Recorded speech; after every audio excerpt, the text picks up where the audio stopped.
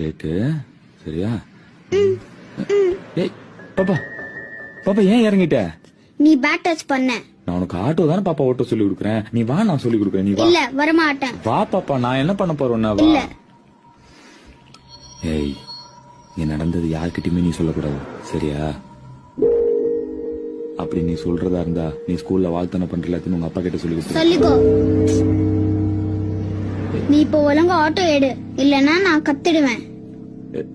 நான் சும்மா சொன்ன பாப்பா, நீ நம்பிட்டியா?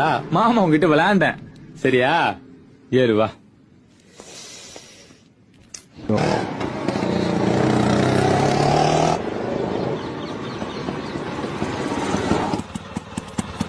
வா பெட்டு. அம்மா இந்த அங்கிள் என்ன பேட் டச் பண்ணி டார்ச்சர் பண்ணாருமா. அப்படியா? எங்க டச் பண்ணாரு? இங்க. டேய் இல்லக்கா. ராஸ்கல், குழந்தை மேல கை வைக்கிறியா? இரு உன்ன.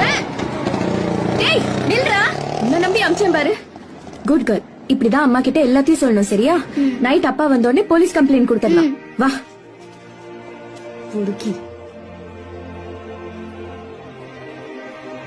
ஏமா நின்னு பாக்குற? மடியில உட்காந்து பாரு. வா. முடியாது. அம்மா சொல்லிருக்காங்க அம்மா அப்பா தவிர யார் மடியிலயும் உட்கார கூடாதுன்னு. நான் உன் மாமா தானம்மா, ஏன் மடியில உட்காரலாமே? இருங்க நான் அம்மா கிட்ட கேக்குறேன். பாப்பா அம்மாட்ட எல்லாம் கேட்க வேணாம். நீ கேம் சார், நீ கேம் சார்.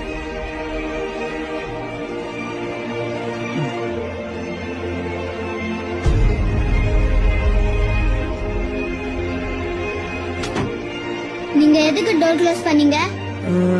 நம்ம ஒரு விளையாட்டு விளையாடுவோமா? டோர் க்ளோஸ் பண்ணிட்டு அப்படி என்ன விளையாடணும்? பேய் விளையாட்டு. இருட்டாதானே பயங்கரமா இருக்கும், ஜாலியா இருக்கும். என்ன ஆனா அம்மா சொல்லிருக்காங்க டோர் க்ளோஸ் பண்ணிட்டு யார் கூடயும் விளையாட கூடாதுன்னு. அண்ணன் கூட விளையாடுற ஒன்னாவது பாப்பா. இல்ல நீங்க இப்போ டோர் ஓபன் பண்ணுங்க, ஏன்னா நான் கத்திடுவேன். இல்ல ஒண்ணு இல்ல அண்ணா திறந்து விட்டுறேன் சரியா? ஓ